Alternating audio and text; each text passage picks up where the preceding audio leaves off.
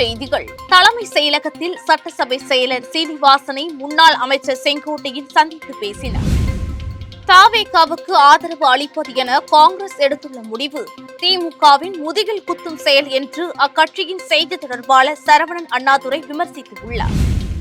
தமிழ்நாடு ஆளுநர் அர்லேக்கரை சந்தித்து ஆட்சி அமைக்க உரிமை கோரினார் விஜய்.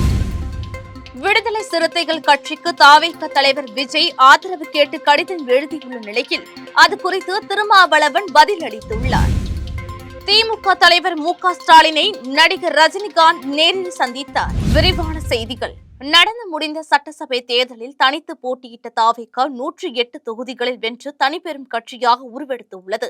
பெரும்பான்மைக்கு தேவையான இடங்கள் குறைவாக இருந்த போதும் கவர்னரை சந்தித்து ஆட்சி அமைக்க விஜய் உரிமை கோர இருக்கிறார். இதற்கிடையே மே 7ஆம் தேதி அவர் தமிழகத்தின் புதிய முதல்வராக பதவியேற்க உள்ளார் என்ற தகவல்கள் வெளியாகி இருக்கின்றன. இதற்கான பிரம்மாண்ட விழா சென்னை நேரு உள் விளையாட்டு அரங்கத்தில் நடக்க இருக்கிறது. அதற்கான ஏற்பாடுகள் நடத்த வருகிறது.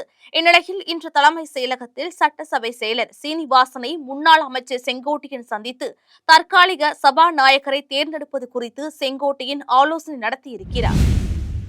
தவேகாவுக்கு ஆதரவு அளிப்பது என்ற முடிவை காங்கிரஸ் கட்சி எடுத்துள்ளது.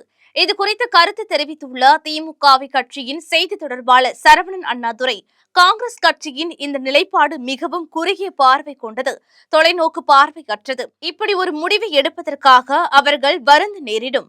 தேர்தல் முடிவுகள் வெளியாகி ஒரு நாள்தான் ஆகிறது.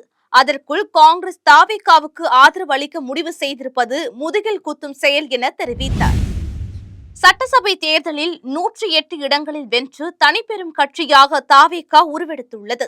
இதற்கிடையே பெரும்பான்மையை நிரூபிக்க விசிக, இந்திய கம்யூனிஸ்ட் கட்சிகளின் ஆதரவையும் விஜய் கோரியிருக்கிறார். இந்நிலையில் தமிழக பொறுப்பு கவர்னர் அர்லேக்கர் இன்று தமிழகம் வந்தார். அவரை தவேக தலைவர் விஜய் தன் கட்சி எம்எல்ஏக்கள் 6 பேருடன் சென்று சந்தித்தார். தங்கள் கட்சி சார்பில் வெற்றி பெற்ற எம்எல்ஏக்கள் பட்டியல், காங்கிரஸ் தந்த ஆதரவு கடிதம் ஆகியவற்றை கவர்னரிடம் வழங்கி ஆட்சி அமைப்பதற்கான உரிமை கோரினார். ஆட்சி அமைக்க 118 இடங்கள் தேவை.